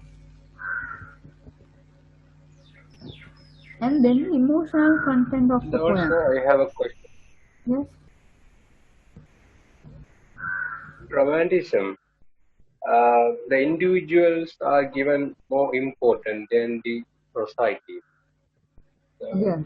So why it is so? It is that was Wordsworth's creed. It is the consequence of. It is a consequence of any romanticism or anything in those era in In those. those era. No, actually, we do not find what is the reason for that. Why they wrote about the personal experience. So that we don't know the exact reason why they talked about the individual is important than the society. That we don't know how it came about, because yes, we can say that individualism was starting at this point. Huh? Earlier it was like when you look at early societies, the tribal aspect, we get together in groups. Even the church, there's a unity, right? So you serve a common good, the greater good, the glory of the God. So that is what we are focusing on. But here, when people were becoming advanced in science and technology, we started to think of the individual as important. So maybe that is one reason, but there is no clear evidence why the individual was given more importance. Now that is what I am going to talk about in the next point. Apart from the nature and the childhood innocence, the third point is the emotions. The emotions of the personal emotions, right? When we say emotions, it is not the general emotion of the society, not the general mood of the society. Say not war, or not say not war, for example. What is personal for the poet is what is important. He has written it in his prefers to the lyrical ballads. The role of the poet has become far too marginal. The troubles of society were superficially urban in nature, right? So he believed that it should be more personal. Right, we do not know why he saw that, but it was specifically, it has been expounded in his prelude and his preface to the lyrical ballads. In that, he has specially said that the poet should have a personal voice. So that is why we say when we say the emotions, the intense personal aspect of the poet. Now, for example, look at this poet, Frost at Midnight. Coleridge is writing his own personal experience, as opposed to the previous poems. Even when Shakespeare, can you contrast Shakespeare's "Shall I compare thee to a summer's day"? Very external, right? Writing for the outside, writing for the audience. Here, of course, they are. It is as if they are thinking aloud. And of course, it is not just emotions, but emotions recollected in tranquility. Right? So there is a thought aspect to this. It is not just a powerful outburst of emotions. Right? When you get angry, when you get angry, you have an outburst of emotions and you write a poem. It is not that, right? The emotions which are distilled or which are distilled in a tranquil atmosphere. When you are in solitude, you distill those emotions, and then you come to a perfect stage. Right? That tranquility, that solitude is disappeared, and you come to a stage from where you begin to write poetry. Right? I will send you that quote which I had in my phone.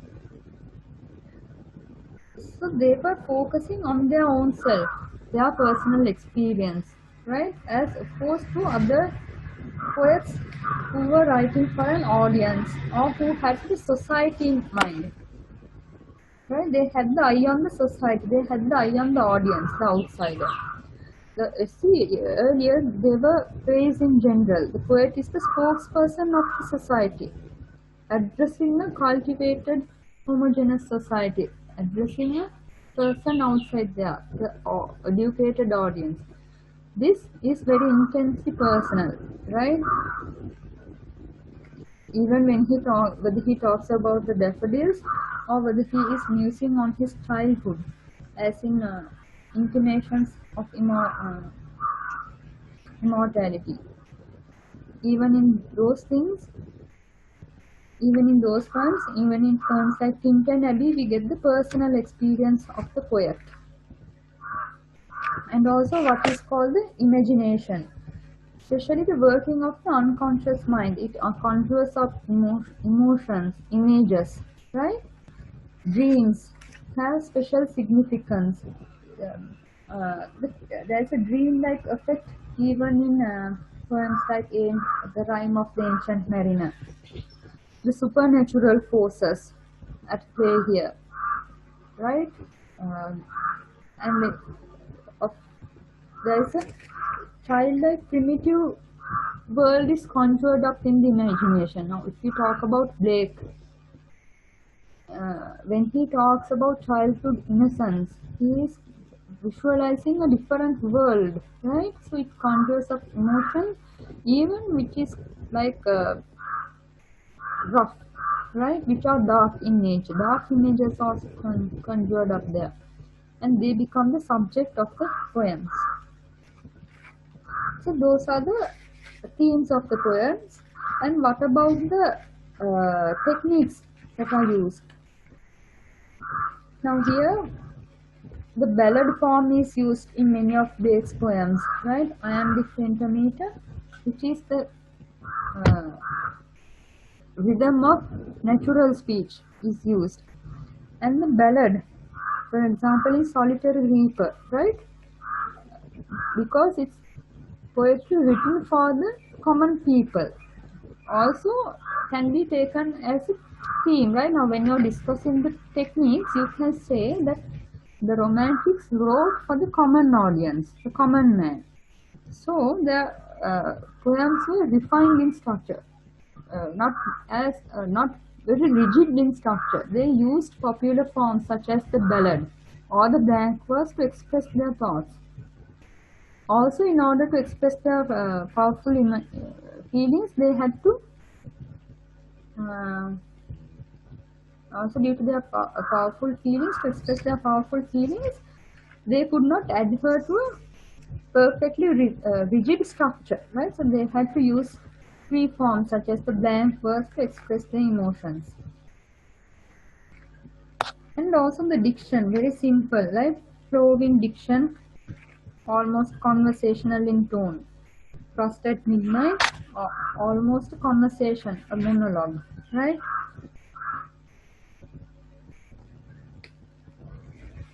And in order to show the power of the imagination, the visual images, the auditory images are there.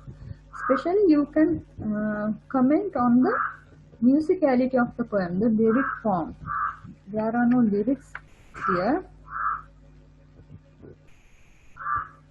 but the lyrical ballad was used by Wordsworth, and also the general musicality of the poem. There is a lot of music. It is not very, it doesn't give prominence to the verse form. It gives to the free-flowing music of the poem. See, continuous as stars that shine and twinkle on the Milky Way, they stretched in never-ending line along the margin of a bay, right? But a lot of music is there. A voice so thrilling never was heard in springtime from the cuckoo bird, breaking the silence of the seas, the S sound, the consonants, right? Perhaps the plaintive numbers flow for all unhappy far-off things, again consonants. And especially in Coleridge's poem, there's a lot of music there, right? Because of the long vowel sounds and the consonant sounds and the soft consonants, such as the L, M, F sounds, right? They give a special quality to the language of the poem. Other things you can use, symbols, similes, right? But when you're talking about the techniques used in romantic poems, talk more of the key features such as the verse form, the imagery, which is the imagery which is a key reason because of the imagination, right? Imagery, the verse form, the musicality, and the simple diction, right? They have to be always mentioned without exception, right? So those key factors need to be there. Anything else? You can also, when you're talking about what is important to the romantics, you can talk about the importance of memory. Always, almost, it's like, it's not a theme, but what you call a motif. What is a motif? A recurrent theme, like something like now memory. It doesn't say memory is good or bad, but memory is always there. For example, when Coleridge talks about his own childhood, when Wordsworth is talking about the experience of the song of the Solitary Reaper, the music in my heart I bore long after it was heard no more, right? So the memory of that is there. So when he talks about this, when on my couch I have a vacant or in pensive mood, they flash upon the inward eye, right? So the memory of the daffodils. the memory of the rainbow that he saw when he was a child. So all that is there. Yes, Aspa?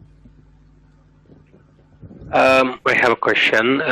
Most of the time, most of the poem, apostrophe is used. How does it symbolize, signifies in that poem? Apostrophes are the figure of speeches.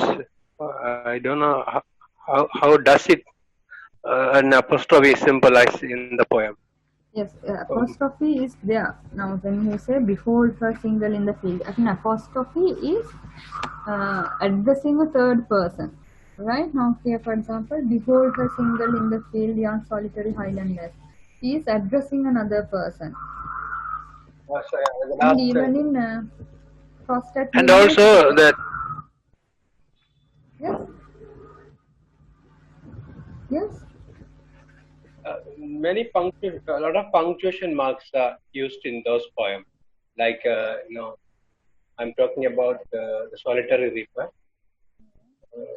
The punctuation mark, I mean, like apostrophe, comma. Yes. How those punctuation marks are symbolized in the poem? So all Yeah. these come under language or diction, right, ma'am? Yes, yes, they come under language or diction.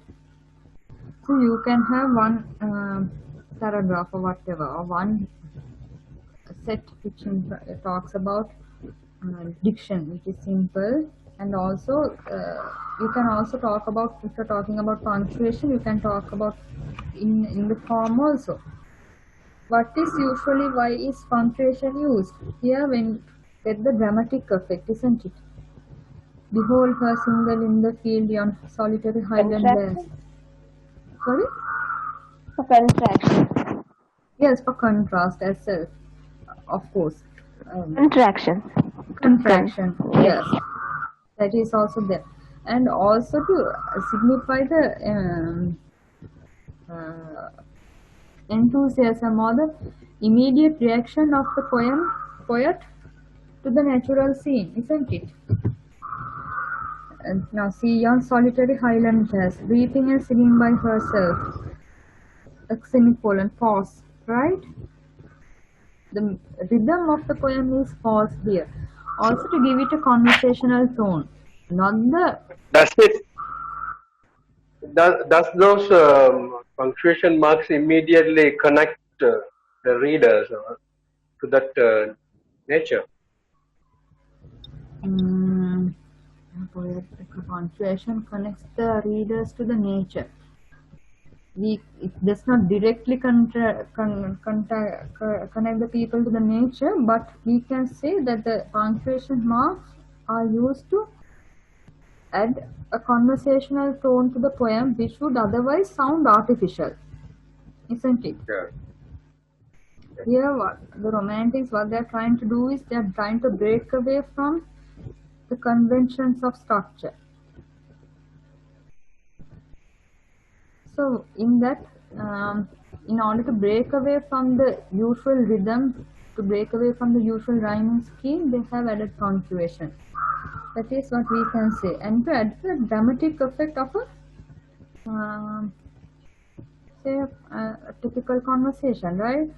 Behold her, yon solitary highlanders, stop here, or gently pass, right? The punctuation adds a conversational tone to the poem. See, especially, will no one tell me what she sings? The question mark, right? We can almost hear the question with the conversational. Rhetorical question. Yes, can be even a rhetorical question, yes. Anything else that you want to know? I will send you a timetable of how we have to divide the poems, right? I will have to sit down and do some work about how we are going to divide the list of poems among within the time frame that is available to us. I think we will have to do everything online from now on here, because it seems that the number of patients are increasing every day and we are finding patients here and there. Are any of you quarantined? No. Not here. No, there. Not our students. No, ma'am. No. No. What about in your area? Are you safe? We are not under quarantine. I mean, not our area, but of course, Katunayaka, then some Dulapittu, that area is quarantined. Nigambu is not our area, which we are living is not quarantined. Some people were calling and telling me that they don't have food or whatever. So many. So, ma'am, yesterday in the news they show that they have found a patient from our lane in the sense this Univotek lane, Kandavala Yeah. lane. That's Yes, they have found one. Yes, they showed in the news. Anyhow, we have to fight with nature. Yes, that is the. So this is the way. I'm happy that most of you are coming for the lectures online, but with the undergraduates, it was difficult to get them because they did not want to come. Many of them are having economic hardships also. But now, see, the world is becoming more technological, right? We need to be online and do the work. It's very difficult to teach language in an online class, but we need to find methods and move forward. This is the way we should go. Without this, we The sound is coming behind you. I don't know which sound is. A crow? Yes, we are. I'm living in a very natural environment. There is a crow, and there are so many birds, and there is also a cat. It's happy to hear that you are having a lecture in a nature environment. No?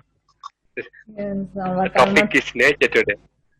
I'm not composing any poems like Wordsworth, but it's very distracting sometimes. Anyway, students have got used to these sounds, and there's a fisherman or some other vendors going along the road, even in the hub of the city. Practical in a way, but a lot of disturbances. It is not a conducive place to hold online lectures, and our house is also open. Sometimes I wonder how those poets have written those poems by being in the nature in a disturbed places. No? Sorry? So those poets have written poems, very difficult poems to understand while being with nature, which is very disturbance, you know. Like in a complicated environment. Yeah, maybe. So maybe I will start writing poems, but so far I have not thought about it. Okay, anyway, so shall we end up the session from here, from this point?